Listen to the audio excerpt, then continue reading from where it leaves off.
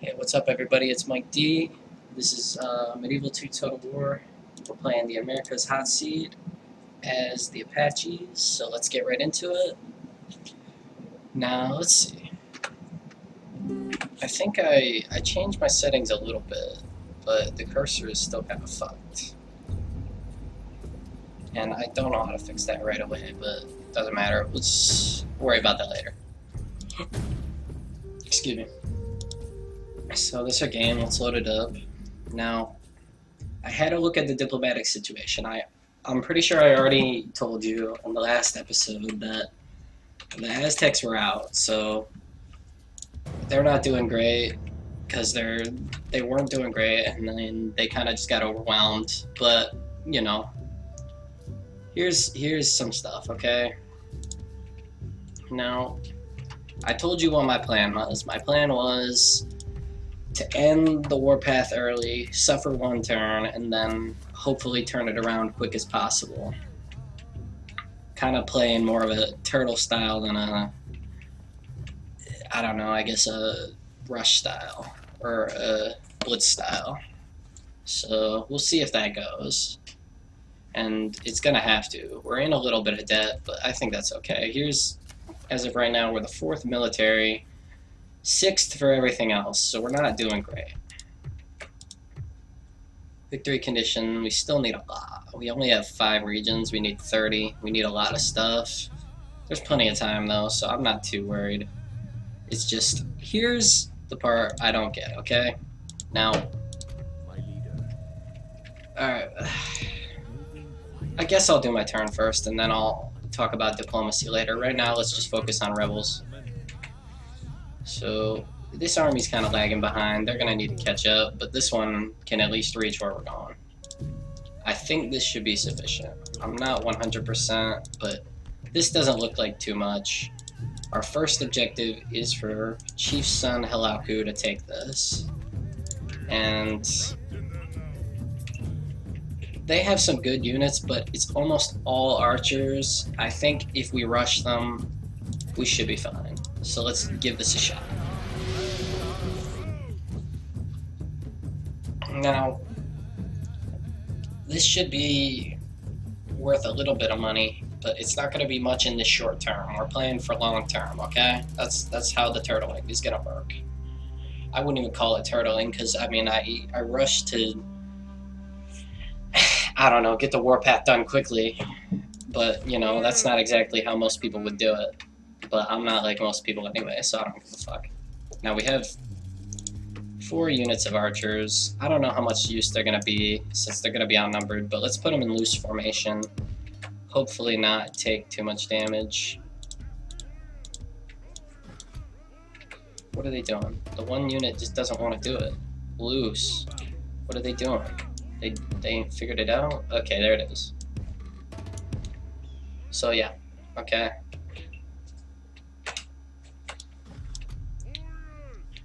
The rest of our army, I think, maybe if we start from over here, there's a little bit of a high ground. I think that would be more useful. So let's redeploy. I'm not gonna try and do that in the middle of the round. Here's what we got. We got some of our best troops. They have experience because of the warpath, nothing else. They barely even did that much fighting, but the experience is definitely helpful. Let's get right in. Now, their archers are probably decent. Here's what we're gonna do. Let's just rush them. Get in there. Rush directly at them. We'll move the archers up. See how that goes. I don't know if I can get on the high ground. I think only they can utilize it perfectly because there's some trees and some stuff in our way. But we can at least get some of our troops close. Some of our archers in particular. Have our general move up close too. Okay, let's see. Go in. Get the kills. We need to deploy. We need to send our guys out. We can't have them all clumped up. We need to spread out. We need to hit every unit possible so that we can disrupt them. Our war chief needs to stay close behind. This is a pretty decent spot. I don't think he'll get shot from here, at least not a whole lot, but they're doing some significant damage to us at least.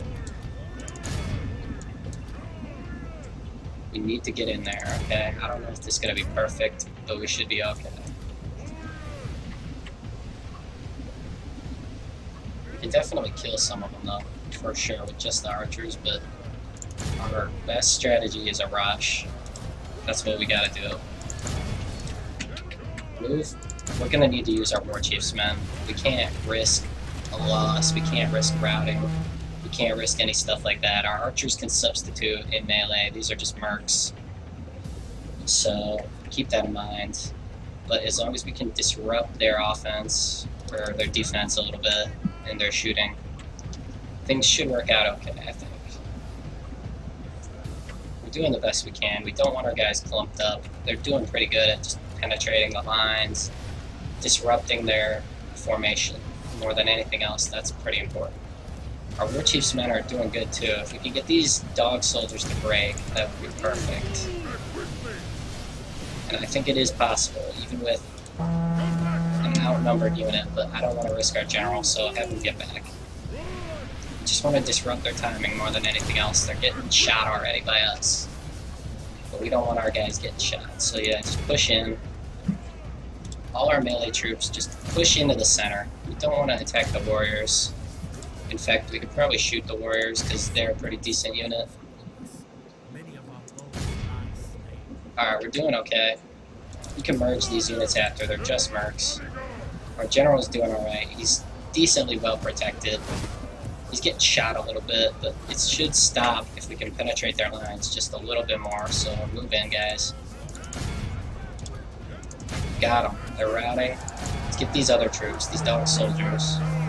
We got plenty of archers, but we can't get our guys shot. Now, we are losing troops. Nice, we killed their general. Remember, we are losing troops, but we're in debt, okay? And they're not free upkeep anymore, so we need the money. And we need the territory. The territory will give us money too, so it's a plus-plus. Even if we have to sacrifice troops to take the territory, it's definitely worth it, especially since the warpath ended. Let's just everyone get in here. We can't shoot them all. We just need our general to live, that's all. If our general lives, we're fine. If not, we're gonna have some problems. Everyone else is doing okay. I think we got this battle. But if he dies, who knows what will happen. I don't want to find out. Let's just keep him alive. We were able to get some decent shots off, but remember, they had almost all archers. It was going to be tough to eliminate them all, so better to just rush and take some casualties, but our archers are pretty much fine. We can merge the melee troops. Our archers have taken almost no damage. Very little. Might have even been friendly fire or something. So yeah, I'm pretty happy with how this is going. I'm pretty sure this is over. Come on. Now they just don't know how to attack anymore or something. So yeah, let's just finish them off, guys. Finish him off. Our general shouldn't be dying. It's simple as that. He's fine. He's still got some troops left. He's doing good.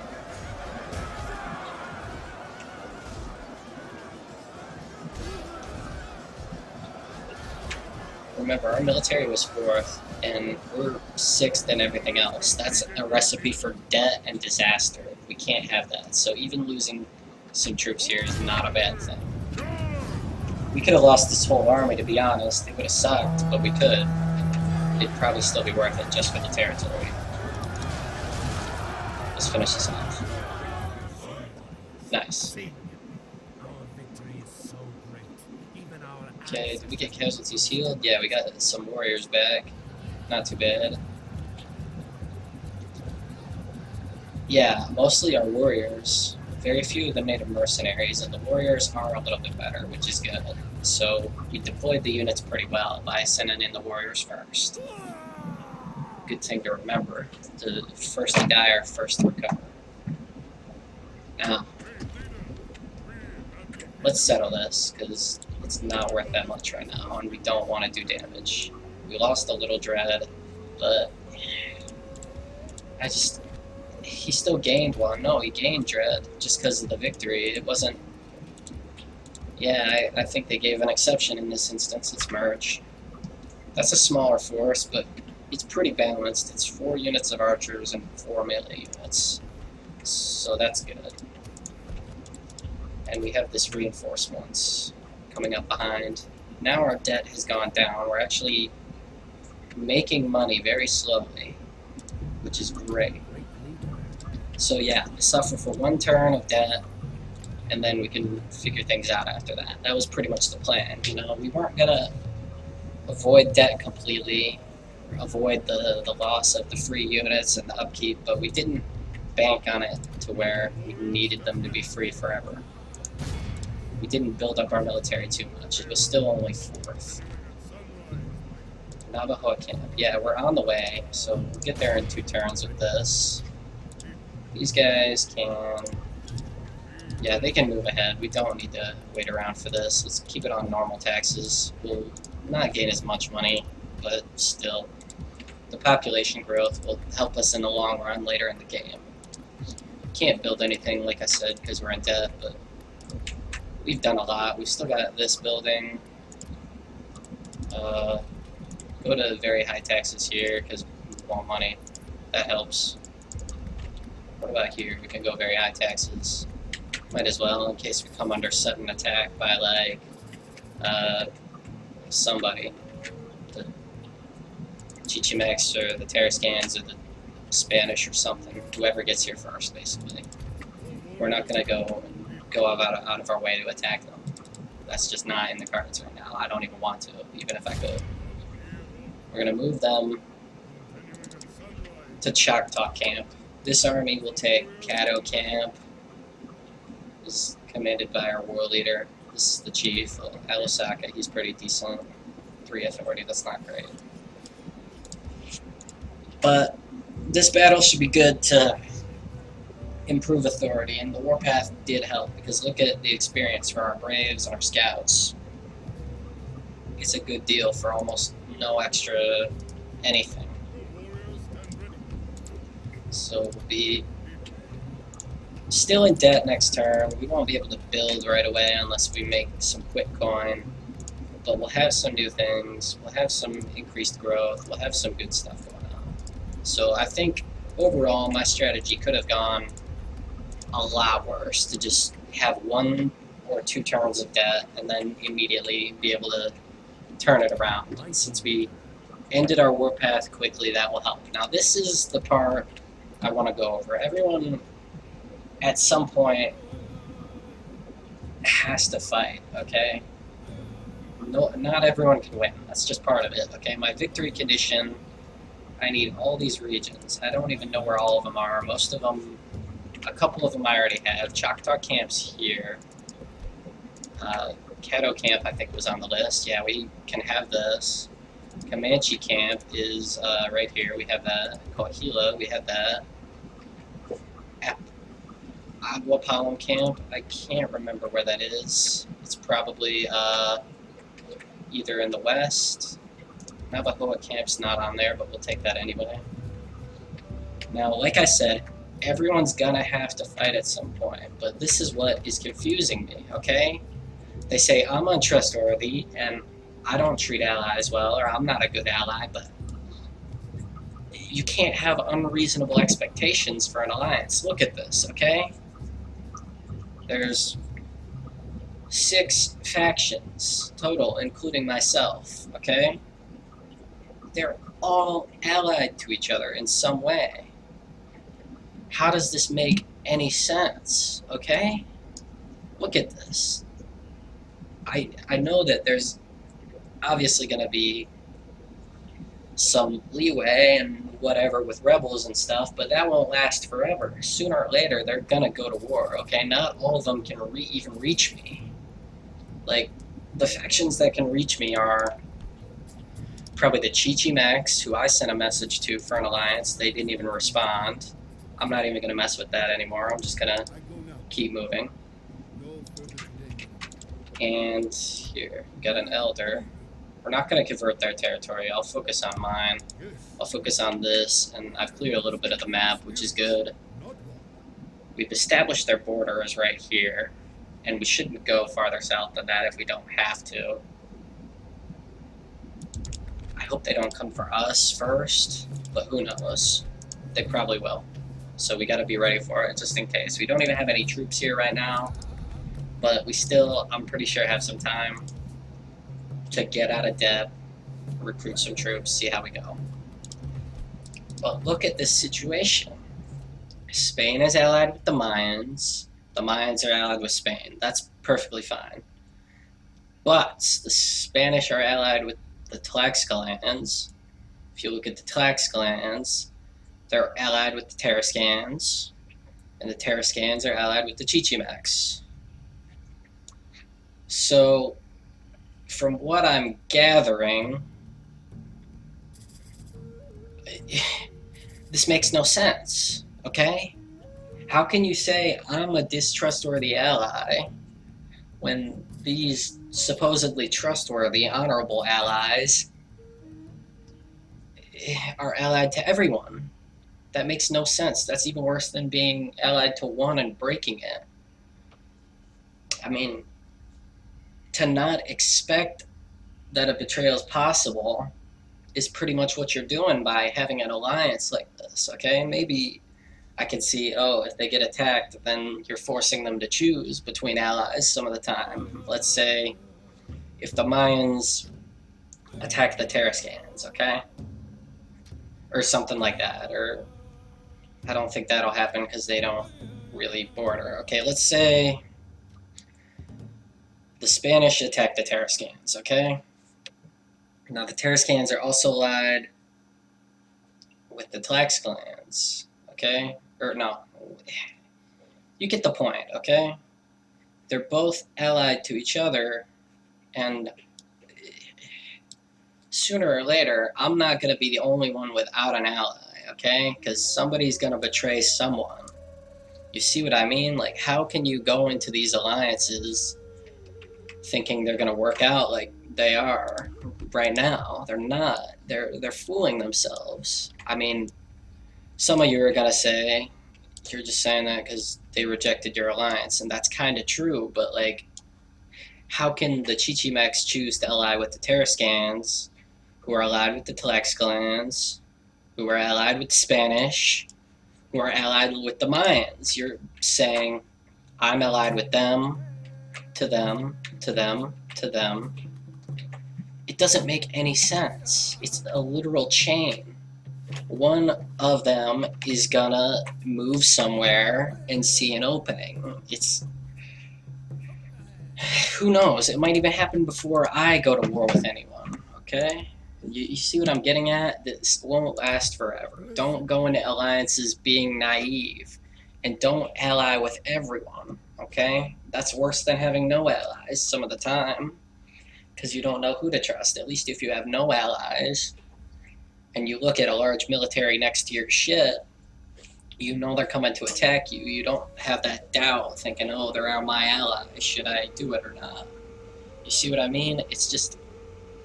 I'm pretty sure that at some point, either we're going to get attacked, and then whoever attacks us will get betrayed, or someone will get betrayed even before that, alright? Or one of these alliances will break, okay? Maybe not a betrayal, but these alliances will break, because none of these factions, as of right now, can attack anyone without involving someone else, or their own allies. So it's a recipe for disaster. I'm not going to put myself in that situation.